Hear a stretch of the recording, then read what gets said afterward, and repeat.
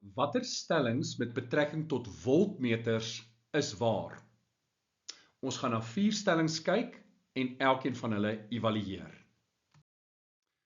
Stelling 1 sê, die lesing van voltmeters wat oor resistors gekoppel is omgekeerd eweredig aan die weerstande van die resistors.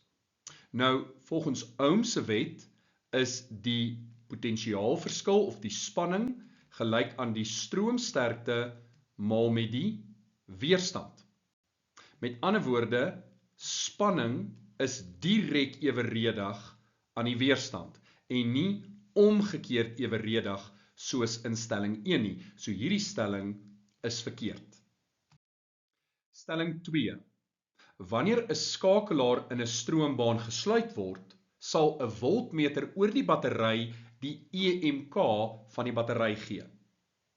Nou, ek weet interne weerstand word eers in graad 11, graad 12 behandel, maar volgens jou definisie in graad 10 weet jy dat om die EMK te meet, moet die skakelaar oop wees. Daar moet geen stroom deur die stroombaan vloei nie. In hierdie geval is die skakelaar gesluit. Met ander woorde, daar vloei stroom.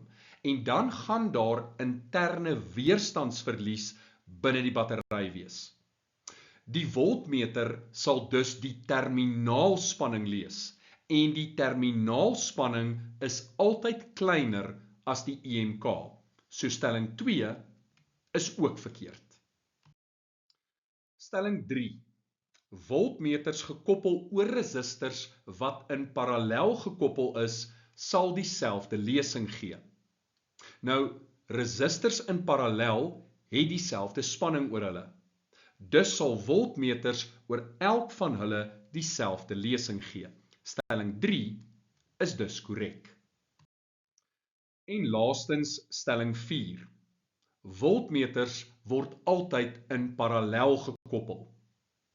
Nou die korrekte manier om 'n voltmeter te koppel is in parallel oor die komponent of oor die komponente waaroor jy die spanning wil meet.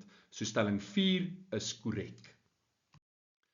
As dit kom by voltmeters, is stelling 1 en 2 dus verkeerd en stellings 3 en 4 korrek.